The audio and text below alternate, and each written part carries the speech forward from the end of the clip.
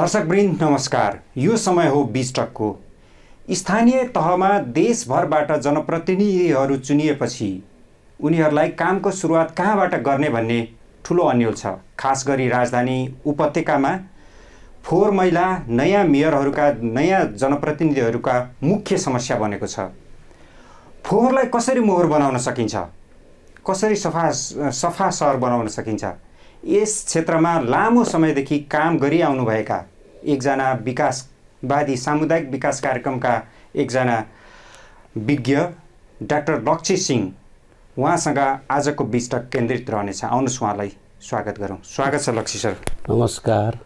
मैले पृष्ठभूमिमा भने नयाँ जनप्रतिनिधिहरू सफा सुन्दर सहर बनाउँछौँ भन्ने कसम खाएर विजयी भएर आएका छन्। हुन पनि अब फोहोर लाई हटाएर आफ्नो कामको सुरुवात गर्नु छ नयाँ जनप्रतिनिधिले। यहाँको अनुभवले के सल्लाह दिन सक्नुहुन्छ? धन्यवाद सूर्य सर। यो सबभन्दा ठुलो चुनौतीको रूपमा चाहिँ अहिलेका नयाँ जुन जनप्रतिनिधि आउनु भएको छ उहाँको भएको छ। हेर्दाखेरि काठमाडौँ र ललितपुर जस्ता महानगरपालिकामा यो फोहोर मैला कसरी व्यवस्थापन गर्ने, कसरी त्यसलाई समस्यालाई चाहिँ समाधान गर्ने भन्ने कुरामा चाहिँ पहिलोचोटि बालेन शाह जितेर आउने बित्तिकै उहाँ चाहिँ सिस्टोल जानुभएको थियो। त्यहाँको परिस्थिति कस्तो छ, यहाँ चाहिँ अब थुप्रै सडकहरूमा चाहिँ एकदमै फोहोरहरू चाहिँ जताततै छरिएको देखिन्थ्यो। अब यसको कल्पना के हो भने एकदमै के भन्छ प्रदूषित रहित हराभरा स्वच्छ सफा वातावरणको सहरमा परिवर्तन गर्ने भनेर एउटा सपना बोकेर आएको 30-32 वर्षको मेयर नयाँ युवा, उहाँको काँधमा चाहिँ सबभन्दा ठुलो समस्या भनेको यो फोहोर मैला व्यवस्थापन कसरी गर्ने भन्ने आएको थियो।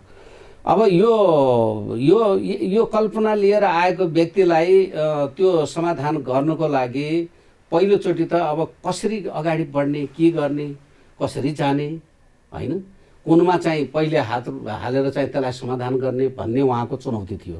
त्यो चुनौतीलाई चाहिँ लिएर अब जस्तै यहाँ सरले भन्नुभयो, मलाई पनि यहाँ बोलाउनु भयो, तर विकासको प्रक्रिया अनुसारले समय त त्यो छैन। अहिले त एकदमै के भन्छ तुरन्त त्यो फोहोर जुन थुप्रिएको छ त्यो फोहोरलाई चाहिँ लगेर चाहिँ विस्थापित गर्नुपर्ने पहिलो जिम्मेवारी हुन्छ।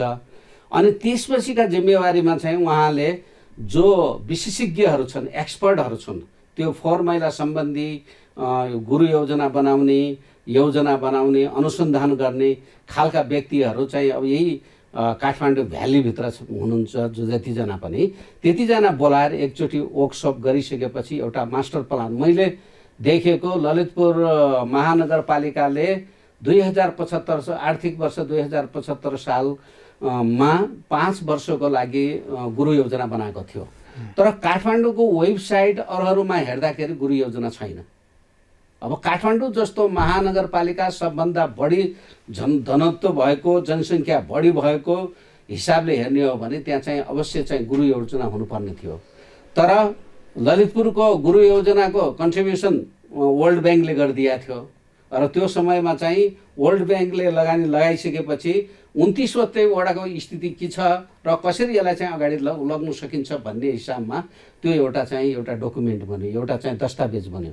त्यस्तै काठमाडौँको मैले हेर्दाखेरि काठमाडौँमा छैन, अहिलेसम्म बनाएको छैन। भनेको यहाँको सुझावमा काठमाडौँका मेयरले हजुर अब आफ्नो कामको सुरुवात पहिलो चरणमा त सडकमा भएको फोहोर उठाएर विस्थापन गरिहाल्नु पर्यो, सँगसँगै गुरु योजना बनाउनु पर्यो। अब त्यो गुरु योजना बनाउनुभन्दा पहिले उहाँले चाहिँ आफ्नो कार्यकक्षमा चाहिँ अब विभिन्न विशेषज्ञहरू पत्ता लगाएर सबैलाई बोलाएर म कसरी अगाडि बढौँ भन्ने कुरा चाहिँ सल्लाह लिनुपर्ने हुन्छ। अनि त्यो सल्लाह लिइसकेपछि अनि त्यसपछि गुरु योजनाको काम सुरुवात गर्नुपर्छ। र सबभन्दा पहिले यहाँ भनेको यो सोलिड वेस्ट म्यानेजमेन्ट भन्छ यो। तर सोलिड वेस्ट म्यानेजमेन्ट यो फोहोर मैलालाई चाहिँ कसरी व्यवस्थापन गर्ने भन्ने कुरामा यही मात्र होइन, विभिन्न देशहरूमा चाहिँ यो प्रब्लम छ, यो समस्या छ, यसको चुनौती सबै देशहरूमा छ। तर ठुलो देशहरूमा चाहिँ त्यसलाई चाहिँ के गरेका छन् भने सेग्रिगेसन गरेका छन्, वर्गीकरण।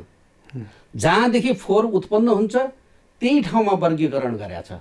त्यो वर्गीकरणको लागि के बनाएको छ भने त्यो वर्गीकरण 6वटा आरमा चाहिँ एकदमै के भन्छ आधारित छ। एउटा आर भनेको तपाईँको रिड्युस नै गर्ने होइन, दोस्रो आर भनेको तपाईँको चाहिँ रियुज गर्ने, तेस्रो आर भनेको रिसाइक्लिङ गर्ने, चौथो आर भनेको रिकभर एन्ड रिसेन्ड गर्ने, अनि पाँचौँ आर भनेको तपाईँको रिफिल गर्ने, जहाँ खाल्टाखुल्टी छ त्यहाँ रिफिल गर्ने, छैटौँ आर भनेको रुल एन्ड रेगुलेसन कडा बनाउने। अनि त्यसपछि हामी यो सोलिड वेस्ट म्यानेजमेन्ट जुन फोहोर मैलालाई शून्य व्यवस्थापनमा चाहिँ लान्छौँ। अनि भोलिको दिनमा त्यो कतैतिर पनि त्यो व्यवस्थित चाहिँ भएर कतैतिर पनि देखिँदैन त्यस्तो गङ्गोहरू।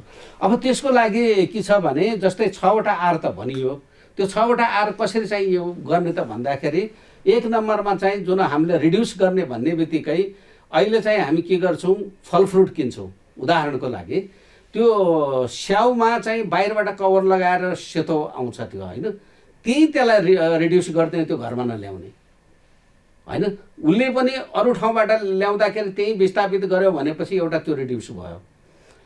अर्को दोस्रो कुराहरू चाहिँ नचाहिँदो चिजहरू हामीले विभिन्न अब कुराहरू चाहिँ जुन चाहिने प्याकेजिङका कुराहरू सबै त्यो होइन गरेका छन्, त्यही चाहिँ व्यवस्थित गर्ने। अनि अर्को इम्पोर्टेन्ट कुरा भनेको प्लास्टिकको झोला, जुन चाहिँ हामीले डिस्ट्रोय गरेर पनि त्यो चाहिँ हामी हटाउन सक्दैनौँ। अनि त्यसले विभिन्न इफेक्टहरू पार्छ। यदि जलाएर चाहिँ त्यसलाई एकदमै नष्ट गर्ने हो भने त्यसको वायु ग्यासले चाहिँ के भन्छ विभिन्न रोगहरू उत्पन्न गराइदिन्छ। तर त्यसको ठाउँमा चाहिँ प्लास्टिक झोलाहरू एकदमै निषेध गरिदिने र त्यसको ठाउँमा चाहिँ अहिले चाहिँ भाटभटेनीमा र सेल्सबेरीमा यो ठुल्ठुला बिजनेस अपार्टमेन्टमा चाहिँ के भन्छ यो जुन त्यो चलेको छ, उहाँहरूले के गरेको छ भने कपडाको ब्याग बनाएर, यदि ब्याग ल्याएको छ भने ठिकै छ, यदि ल्याएको छैन भने त्यसको पैसा तिरेर त्यसैमा चाहिँ सामान हालेर दिने गर्नुभएको छ। यदि त्यो तपाईँको कुरा सुनिरहँदाखेरि त यहाँ जनप्रतिनिधिले, नयाँ मेयरले भन्दा आम नागरिकले पहिला आनी बानी फोहोर व्यवस्थापनको सुधार्नुपर्ने देखियो होइन? हो, एकदमै सर। म आउँदै थिएँ त्यो चुनौती के छन् भन्ने। अहिलेको हाम्रो स्थिति, सहरको स्थिति हेर्ने हो भने जनचेतना धेरै निम्न छ। जनचेतनाको अभिवृद्धि गर्नुपर्छ। जनचेतनाको सहरमा बस्ने मानिसमा जनचेतनाको कमी छ या लापरवाहीको प्रवृत्ति छ? होइन सर, यहाँ चाहिँ हाम्रो नेपालमा कस्तो छ भन्दाखेरि जनचेतनाको कमी भन्न भन्दा पनि रुल एन्ड रेगुलेसन कडा भएन। पढेका शिक्षित मान्छेहरू, व्यावहारिक मान्छेहरू छन्, तर एउटा उदाहरण तपाईँलाई म के भन्छु भने एकचोटि 2 जना हामी त्यो पठाउबाट जाँदै थियौँ। जाउलाखेलमा चाहिँ कारमा चढेर, एकदम भव्य कारमा चढेर एउटा लेडी आइन्। अनि उहाँले के गर्यो भने चट्ट चाहिँ तपाईँको टिस्यु पेपर निकाल्यो अनि मुखसुख यताउता पुछ्यो, यताउता गरेर फट्ट फालिदियो सडकमा। अब त्यो सडकमा चाहिँ त्यहाँ हिँड्दै यदि कारमा चढेको मान्छेले त्यो चिज लिएर चाहिँ एकदमै व्यवस्थित रूपमा चाहिँ राखिदिएको भए, जहाँ त्यो डम्पिङ गरिन्छ त्यो ठाउँमा फालिदिएको भए हुन्थ्यो। तर उहाँले चाहिँ त्यो निकालेर त्यहीँ फालिदिनु भयो, तर अर्को व्यक्तिले गाली गर्यो होइन। तर अब जनचेतना छैन भन्दाखेरि त्यत्रो पढे लेखेको, त्यत्रो शिक्षित मान्छे त, तर रुल एन्ड रेगुलेसन कडा भएन। यदि त्यस्तो दुबईमा अरू कन्ट्रीमा गर्ने हो भने उसलाई तुरन्त फाइनको चाहिँ चिठी जान्थ्यो। अनि स्थानीय तहका सरकारहरू, खास गरी अब काठमाडौँकै कुरा गर्दा महानगरको मेयरलाई, महानगरका जनप्रतिनिधिलाई यो रुल्स रेगुलेसन एकदमै कडाइका साथ लागू गर्ने अख्तियारी छ, ऐन कानुनले दिएछ? यो त्यो आफ्नो क्षेत्रमा त गर्न सकिन्छ सर। जस्तै त्यो रुल एन्ड रेगुलेसन उहाँले चाहिँ एउटा त जनप्रतिनिधि हो, सबैलाई चाहिँ जनप्रतिनिधिको स्वीकार लिएर उहाँ सबैको चाहिँ अब प्रत्येक वडा, प्रत्येक समुदाय, प्रत्येक टोल विकासबाट चाहिँ उहाँले चाहिँ अथोरिटी लिएर ल अब यसरी चाहिँ यो गरौँ है, यसो व्यवस्था गरौँ, यस्तो चेतना गरेर चाहिँ यसरी अगाडि बढाउँ भनेर चाहिँ जहाँदेखि फोहोर उत्पादन हुन्छ त्यही के भन्छ सेग्रिगेसन गरिदिने, त्यही वर्गीकरण गरिदिने। त्यो वर्गीकरण भनेको अहिलेको हिसाबले हेर्ने हो भने तपाईँको कुहिने फोहोर मात्र 68% छ। अनि तपाईँ यो जस्तै फलाम, हड्डी यस्ता चाहिँ 7% मात्र छन्। 10% चाहिँ तपाईँको प्लास्टिकको ब्यागहरू छन् होइन। 15% अन्य छन्। जस्तै अब घर भत्कायो, यताउता गर्यो, त्यहाँको फोहोरहरू ल्याएर फालिदियो, त्यस्तोमा चाहिँ 15% मात्र पर्छ। तर 68% हाम्रो नेपालमा जब तपाईँको कुहिने सामान छ भने त्यसलाई कम्पोस्ट बनाएर त्यो त हामीले कृषिमा लगाउन सक्छौँ, एग्रिकल्चरमा लगायो भने हामीले एकदमै अर्ग्यानिक चिजहरू उत्पादन गरेर खान सक्छौँ। अब त्यसको लागि मेयरले के गर्नु पर्यो भने 1 नम्बरमा जति पनि यो नगरका र महानगरका मेयरहरू छन् उहाँहरूले 1 नम्बरमा चाहिँ प्रत्येक समुदायमा चाहिँ गएर प्रत्येक घरको व्यक्तिलाई तपाईँको कौशी खेती गर्ने स्किल सिकाउनु पर्यो, त्यो चेतनाको अभिवृद्धि गर्नु पर्यो। अब उहाँले त्यहाँ उत्पन्न भएको फोहोरलाई सेग्रिगेसन गरिसकेका छ भने कम्पोस्ट आफै बनाएर पनि त्यो कौशी खेतीमा लगाएर एउटा त अर्ग्यानिक चिज खान पायो, दोस्रो तपाईँको स्वच्छ वातावरण पनि भयो, हरियाली हुने भयो। तेस्रो नम्बरमा चाहिँ उहाँले के गर्नुभयो भनेपछि त्यसलाई चाहिँ एकदमै राम्रो किसिमले आर्थिक जस्तै बढी भयो, आफूले खान सकेन भने बेच्न सकिने पाइने भयो, तर त्यसको आर्थिक स्थिति पनि एकदमै समृद्धि हुने भयो। यहाँले एकदम दीर्घकालीन राम्रा कुरा त गर्नुभयो डाक्टर साहब, होइन? सहरमा त चुनाव सकिँदा नसकिँदै फोहोर थुप्रिसकेको अवस्था थियो। यो त फोहोर फाल्न नदिने अनि सडकमा फोहोर रमिता बनेर बस्ने, यो त हाम्रो ओपन सेक्रेट छ, यो त दैनिकी जस्तै छ। यसको चाहिँ अन्त्य कसरी गर्ने? त्यसलाई चाहिँ सुरुमा त हामीले 6वटा आर भन्यौँ नि, त्यो आरलाई चाहिँ हामीले प्रयोग गर्नुपर्छ र त्यसको ट्रेनिङ दिनुपर्छ, त्यसको लागि बट्टा दिनुपर्ने हुन्छ गभर्मेन्टले। घर घरमा 50% चाहिँ घरको लगानी, 50% चाहिँ कन्ट्रिब्युसन गभर्मेन्टबाट, होइन? घर घरमा दिएर तालिम दिइसकेपछि कुहिने नकुहिने सबै फोहोरहरू जम्मा गर्ने, अनि त्यो जम्मा गरेको फोहोरलाई चाहिँ वडाले किनिदिनुपर्छ। घर घरको फोहोर 25 पैसा केजी, 25 पैसा केजी किनिदिने। अनि वडाले किनिसकेपछि वडाले नगरपालिकालाई चाहिँ फेरि वडाको पनि इन्कम हुनु पर्यो नि, वडाले चाहिँ के भन्छ नगरपालिकालाई 50 पैसामा बेच्ने, होइन? नगरपालिकाले त्यो ल्याएर त्यसको चाहिँ अब विभिन्न कस्तो छ भने कम्पोस्ट एउटा चाहिँ मैले 2075-76मा चाहिँ एउटा स्टडी गरेको थिएँ। बुटवलमा के गरेछ भने तपाईँको 40,000 पर्ने एउटा मसिन छ, एउटा बट्टा छ, त्यो बट्टामा चाहिँ यो कुहिने फोहोर राख्दै गऱ्यो, माथिबाट चाहिँ कुहिएर ग्यास आउँछ, त्यो खाना पकाइने भयो। तलदेखि चाहिँ कम्पोस्ट मल निकालेको चाहिँ यही नेपालमा छ। अनि अर्को उदाहरण के छ भने तपाईँको उतातिर विराटनगरमा चाहिँ यो मिनरल वाटर छ, मिनरल वाटरको त्यसलाई चाहिँ रिसाइक्लिङ गरेर त्यसबाट चाहिँ पेट्रोल निकालेको छ। त्यो चाहिँ फ्याक्ट कुरा नै हो। तर अब यसैको सिलसिलामा चाहिँ म रिसर्च गर्ने समयमा अवधिमा मैले चाहिँ एकचोटि इन्डियाको यो 4 माइला सोलिड वेस्ट म्यानेजमेन्ट कसरी इन्डियामा चाहिँ गरेको छ, रिसाइक्लिङ कस्तो भएको छ भने एउटा कम्पनी छ, उसले 6वटाको चाहिँ रिसाइक्लिङ गर्छ, 6वटा आइटमको रिसाइक्लिङ गर्छ भने त्यस्तो कम्पनीहरूलाई चाहिँ नेपालले पनि आह्वान गरेर उहाँहरूलाई चाहिँ भोलि गभर्मेन्टले लगाउने ट्याक्स कम गरिदिने, होइन? अनि यही प्रोडक्सन निस्किएको चाहिँ जुन कम्पोस्ट मल छ, हामी यत्रो मल आएको छैन भनेर हाहाकार गरेका छौँ।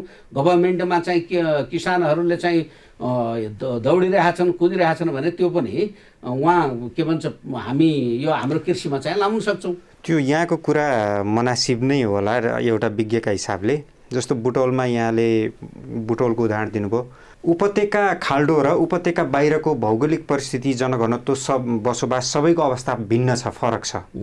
काठमाडौँ उपत्यका त अब कङ्क्रिटको जङ्गल भइसकेको छ। यस्तो ठाउँमा यस्तो मेसिनरी इक्विपमेन्टहरू प्रयोग गरेर फोहोर व्यवस्थापन कति सम्भव छ?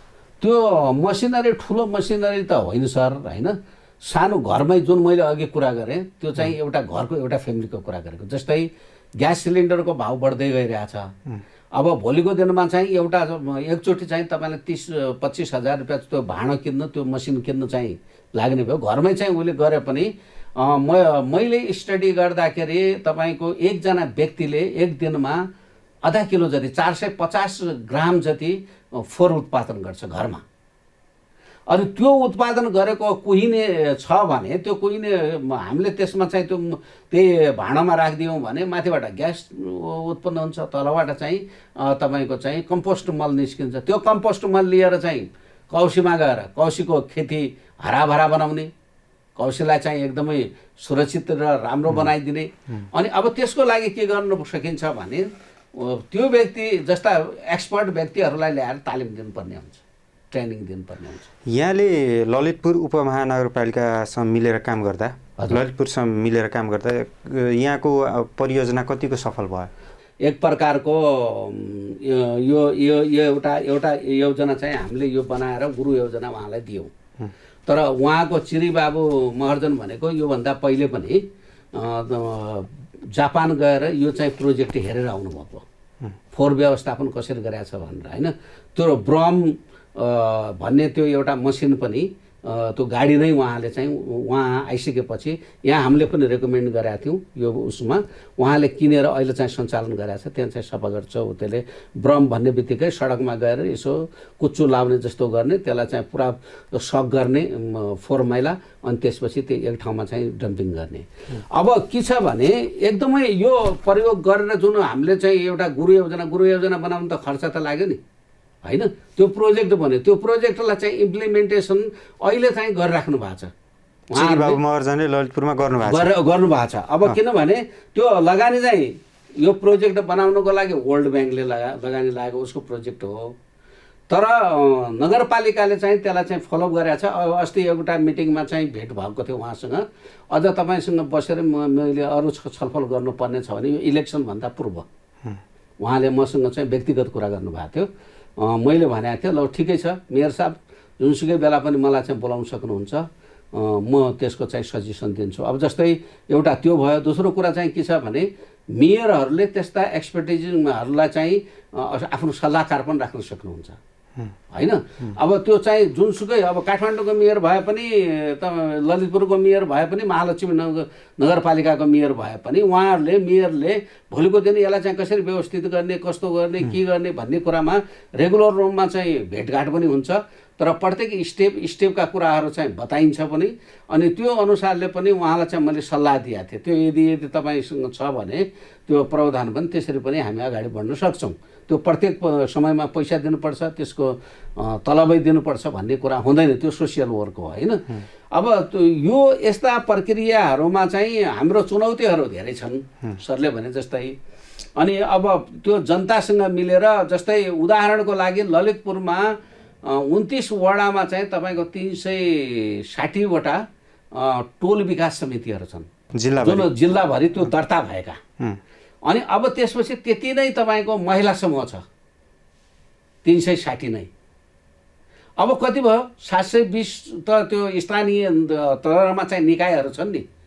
अब वडाले चाहिँ गर्नु पर्यो भने आफ्नो वडाको त्यो टोल विकास संस्था र त्यो महिला समूहसँग चाहिँ पार्टनरसिप गर्ने, उहाँहरूको पनि आम्दानी हुन्छ, टोल पनि सफा हुन्छ, टोलले पनि व्यवस्थित गर्छ। त्यो यो साझेदारी योभन्दा पहिले पनि मैले भनिसकेको थिएँ, 3वटा चाहिँ पीमा चाहिँ डिफेन्ड हुन्छ क्या।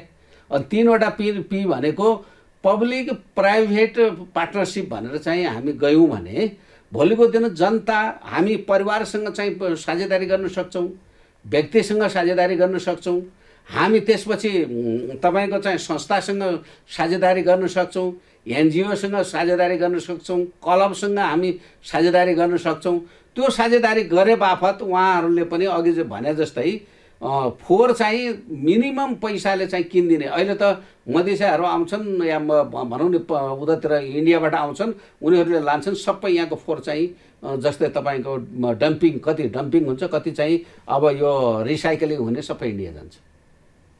यहाँ पसल खोलेर राखेका हुन्छ, त्यहाँ डम्पिङ उहाँ तिनीहरूले त्यहाँ कलेक्सन गर्छन्, त्यसपछि चाहिँ उतातिर पठाउँछन्। तर त्यो ठुलो रूपमा चाहिँ फोहोरमा मोहर भन्ने जुन प्रवृत्ति पहिलेको छ त्यो चाहिँ तथ्य भएको छ। ललितपुरमा यहाँले सहकार्य पनि गरेको अनुभव, अनि अहिले अब काठमाडौँ लगायत अधिकांश स्थानीय तहमा नयाँ र युवा उम्मेदवारहरू निर्वाचित भएको, कार्यकारी भएर जनप्रतिनिधिका रूपमा आएको बेलामा यहाँले राखेका सुझावहरू फलो गर्लान्, कार्यान्वयन गर्लान् भन्ने कतिको आशावादी हुनुहुन्छ? अब भोलिको दिनमा त्यो लागू गर्न सक्नुहुन्छ कि हुन्न, गर्नुहुन्छ कि हुन्न, मान्नुहुन्छ कि मान्नुहुन्न, हामी एक्सपर्ट भन्दा उहाँहरूको स्किल अलि हाई लेभलको होला या बढेको होला होइन। तर जुन यो मैले चाहिँ धेरै कन्ट्रीहरूमा चाहिँ भिजिट गरेको छु, भ्रमण गरेको छु। जस्तै तपाईँको इन्डियाको बम्बे सिटी भयो, इन्डियाकै भनौँ नि दिल्ली सिटी भयो, त्यहाँको फोहोर मैला व्यवस्थापन कसरी गरेको छ एउटा त्यो छ भने इन्डिया हाम्रै छिमेकी देश। अनि अर्को दोस्रो दुबईमा जाँदाखेरि तपाईँको चाहिँ नियम त्यहाँ धेरै कडा गरेको छ। किनभने म पनि त्यहाँ कुनै रेस्टुरेन्टमा गएर खाएर या चाहिँ बाहिरै पनि सडकमा चाहिँ एउटा स्टल छ त्यहाँबाट केही किनेर खायो भने त्यही साइडमा चाहिँ तपाईँको लाइनले 6वटा चाहिँ ऊ राखिदिया, कन्टेनरहरू राखिदिया हुन्छ। यो बोतल यसमा, पेपर यसमा, प्लास्टिक यसमा, कुहिने सामान यसमा भनेर राखिदिया हुन्छ। त्यही सेग्रिगेसन गरे हुन्छ। अनि त्यसपछि व्यक्तिहरूले ठ्याक्क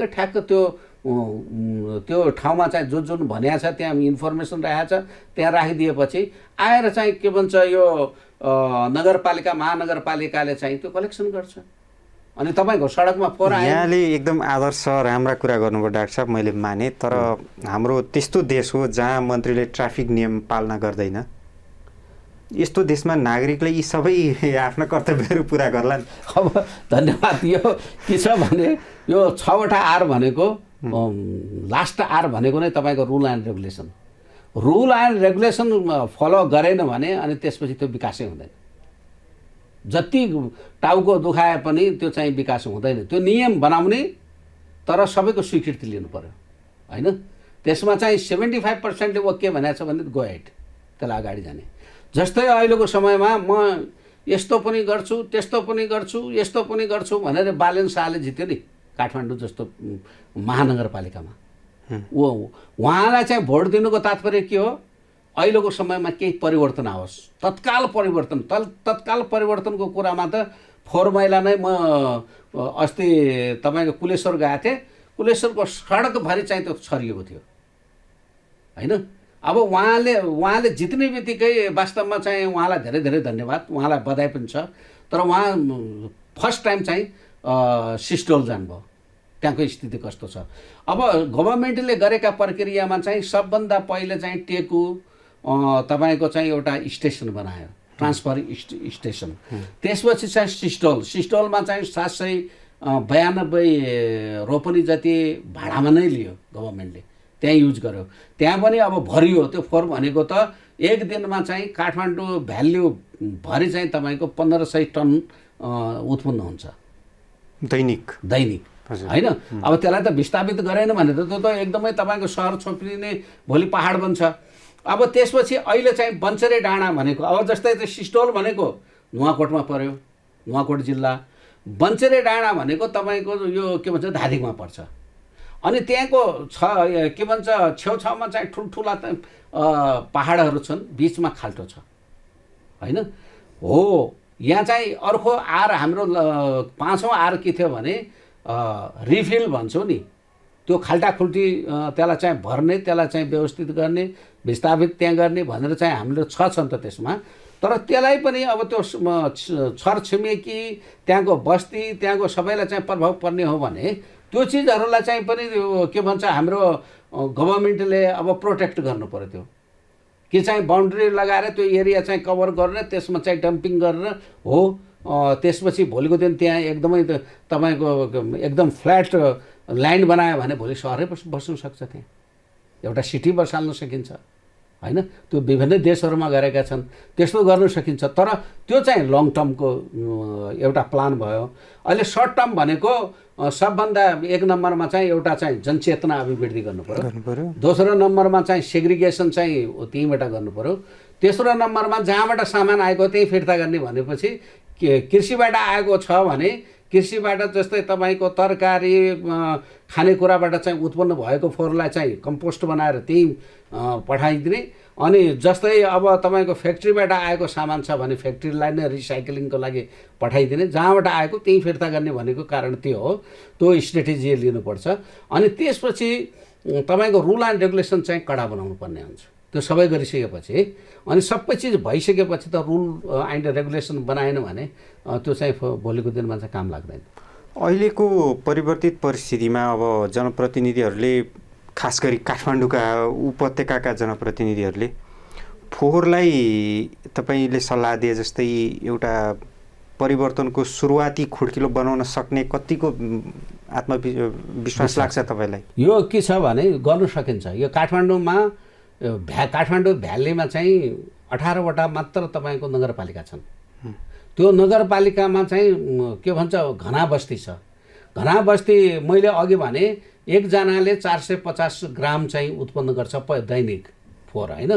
त्यो फोहोर चाहिँ भोलिको दिन सही रूपमा चाहिँ व्यवस्थित गरेन भने एकदमै के भन्छ यहाँ चाहिँ अव्यवस्थित हुन्छ। स्वच्छ र सफा सहर भनेर हामीले त्यो बनाउन सक्दैनौँ। अब अहिले जितेका नयाँ जुन जननिर्वाचित साथीहरू हुनुहुन्छ उहाँहरूले के गर्नु पर्यो भने एक नम्बरमा चाहिँ जस्तै अब अहिले स्ट्रेटेजी बनाइहाल्नु पर्यो। हराभरा भन्ने बित्तिकै कौशिक खेतीको तालिम दिने सबैलाई, सबै घरमा घरको एकजनालाई दिने। अनि त्यसपछि तपाईँको एक रुख एक घरको नीति ल्याउने, स्वच्छ र सफा बनाउनुको लागि, अक्सिजन प्राप्त गर्नुको लागि। अनि अब त्यसपछि हामीले जसरी भन्यौँ यो लागू हुनसक्छ कि सक्दैन, यो गर्नु सकिन्छ कि सकिँदैन, त्यो चाहिँ पहल गऱ्यो भने हुन्छ। पहल गऱ्यो भने हुन्छ। अब त्यसको लागि म के सजेसन दिन्छु भने 18वटा नगरपालिकाका 18वटा तपाईँको मेयर, 18वटा उपमेयरहरू। अब गाउँपालिकाको त त्यहाँ फोहोर कम्पनी निस्किन्छ, त्यही व्यवस्था गर्छन्, समस्या छैन। तर 18वटा जुन नगरपालिका छन्, महानगरपालिका नगरपालिका, त्यो 18 दुना 36वटा मेयर र उपमेयरलाई चाहिँ एउटा वर्कसप राख्नु पर्यो, तालिम दिनु पर्यो। तपाईहरु जस्ता विज्ञले हो, हामी जस्तै व्यक्तिहरू बोलाउनु पर्यो त्यहाँ। यो के हो कस्तो हो भने जस्तै सामुदायिक विकास कार्यक्रमले यो फोहोर मैला सम्बन्धी मास्टर प्लान पनि बनाएको छ। त्यो भित्र चाहिँ यस्ता विज्ञहरू पनि छन् र त्यो कुराहरू चाहिँ स्किल चाहिँ प्रोभाइड गर्न सकिन्छ, त्यो चाहिँ सिप दिन सकिन्छ। तर त्यो वर्कसप गरौँ, हामीभन्दा पनि वरिष्ठ होलान्, अरू होलान्, त्यो 2-4 जना चाहिँ एकदमै राम्रो खालको तालिम दिएर चाहिँ त्यो स्किल डेभलप गर्ने भनेर पहिले सुरुमा चाहिँ स्मार्ट कसलाई बनाउनु पर्यो, मेयर र उपमेयरलाई। त्यसपछि त्यहाँको कर्मचारी उहाँले गएर चाहिँ के भन्छ त्यो आफ्नो नगरपालिकामा चाहिँ आफ्ना कर्मचारीहरूलाई र वडा अध्यक्षहरूलाई दिनु पर्यो त्यो तालिम, त्यहीँ स्मार्ट बनाउनु पर्यो। अनि त्यसपछि त्यो वडाले चाहिँ के गर्छ भने आफ्नो वडाभित्र भएका जति पनि तपाईँको टोल विकास संस्थाहरू, त्यस्ता संस्थाहरू, सङ्घ संस्थाहरूलाई चाहिँ दिनु पर्यो होइन, त्यहीँ स्मार्ट बनाउनु। टोललाई बनाउने बित्तिकै उनीहरूले व्यक्तिलाई बनाउँछ त्यहाँ आफ्नो एरियामा। अनि त्यो गर्दै जाँदाखेरि व्यक्ति स्मार्ट हुन्छ, परिवार स्मार्ट हुन्छ, त्यो संस्था स्मार्ट हुन्छ, वडा स्मार्ट हुन्छ, अनि नगरपालिका स्मार्ट हुन्छ, कर्मचारी स्मार्ट हुन्छन्। अनि भोलिको दिनमा चाहिँ अनि त्यो लागु नहुने भन्ने त कुरै छैन। त्यो त हो डाक्टर साहब, तर अब हुन्छ नि नानीदेखि लागेको बानी नेपालीहरूले कहाँ छोड्लान् र। अब ढोकाबाट सडकमा फोहोर फाल्ने संस्कृति छ हाम्रो सहरी सभ्यता। जस्तै नानीदेखि लागेको बानी कसरी छुटाउने। अब पहिले हामी गाउँमा बस्दाखेरि सायद मेरो विचारले कोट प्यान्ट सर्ट लगाएर चाहिँ फिटफाट त हुँदैन थियो होला होइन, त्यहीँ अर्कै थियो। तर त्यहाँदेखि जब सहरभित्र आइसकेपछि एकअर्कालाई देख्यौँ, सबै चिज होइन हामीले यस्तो पहिरन लगायो भने राम्रो किसिमले गर्न सक्छौँ भन्ने एउटा उदाहरण छ नि। त्यस्तै यो विकास भनेको, परिवर्तन भनेको बिस्तार बिस्तार हुन्छ। यो सकारात्मक परिवर्तन। हिजो हामीले चाहिँ चप्पल लगाएर हिँडेका छौँ भने आज जुत्ता लगायौँ भने त्यो पनि विकास हो होइन। परिवर्तन गर्नुपर्ने सकारात्मक परिवर्तन हुनु पर्यो क्या। अब त्यो हुन्छ, अवश्य हुन्छ। त्यो यो राख्यो भने भोलि नगरपालिकामा म ठोकेर दिन्छु, यो चाहिँ चेन्ज हुन्छ र भोलिको दिन नगरपालिकाहरूको चाहिँ अब त्यसको लागि जब नगरपालिकामा जितेर आइसकेपछि त फलानु पार्टीको, म यो फलानु पार्टीको भनेर चाहिँ सोच त्याग्नुपर्छ। सबै जनताका जनप्रतिनिधि हुन्।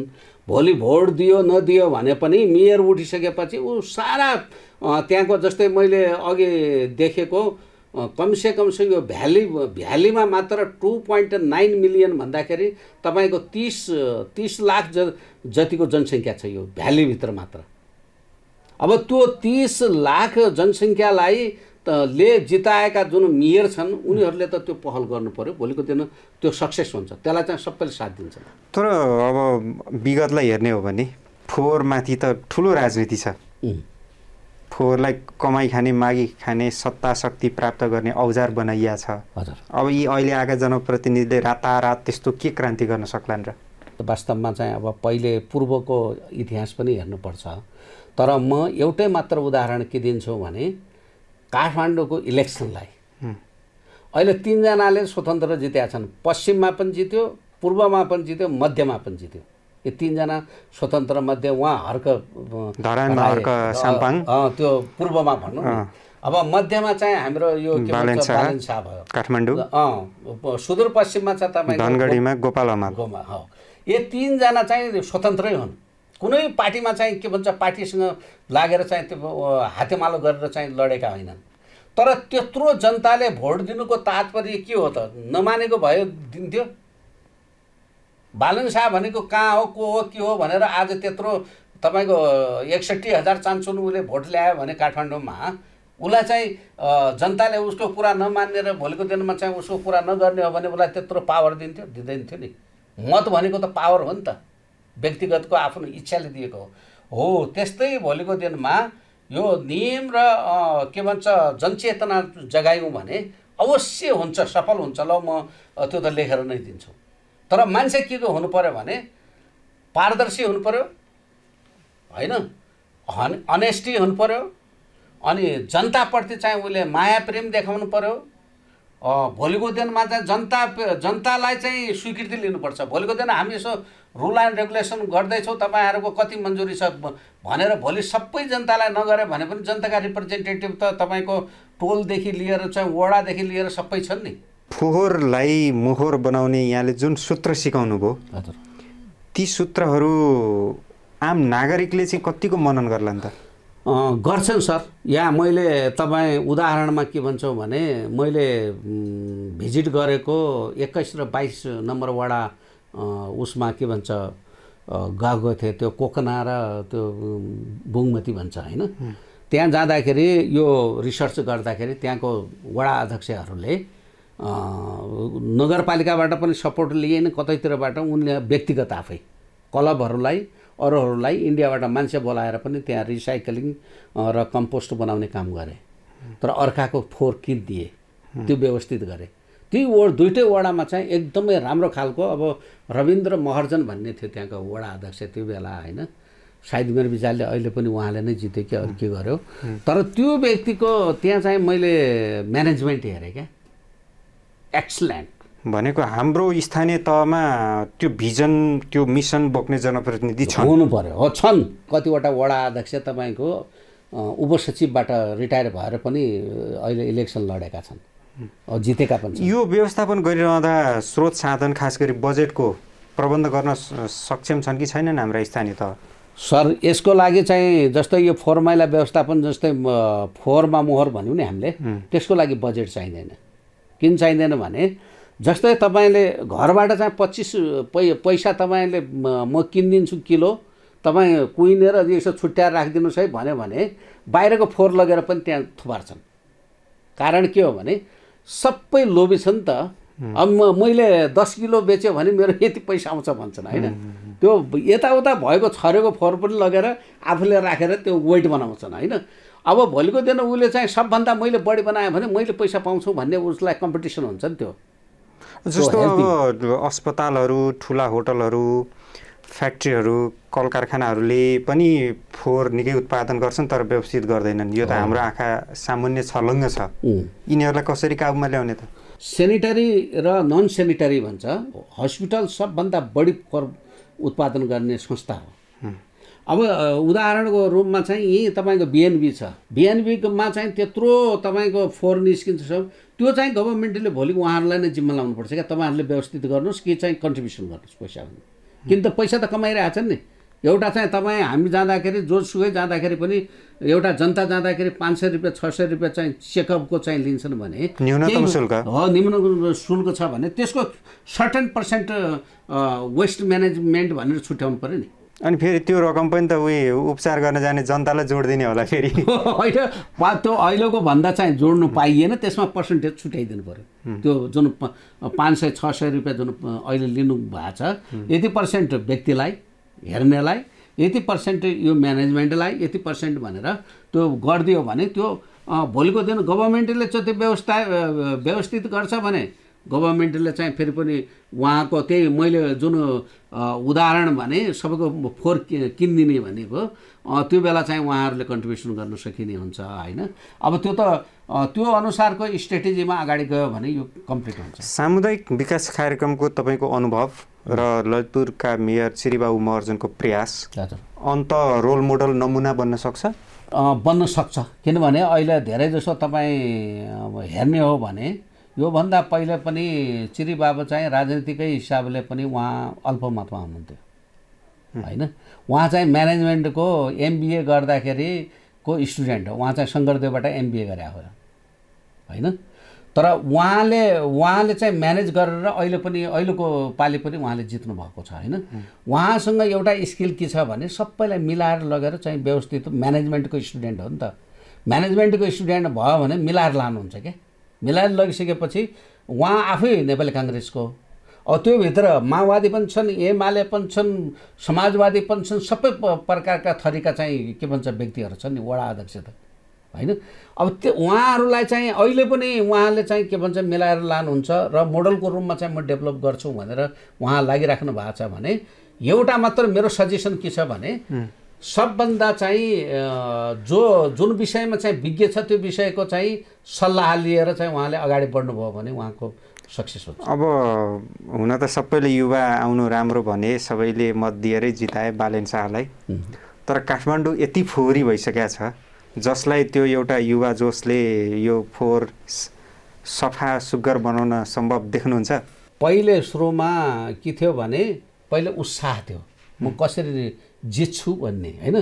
जितिसकेपछि दोस्रो टेन्सन बढ्यो। त्यो कुर्सीमा बस्नुभन्दा पहिले उहाँको दोस्रो टेन्सन होला त्यो।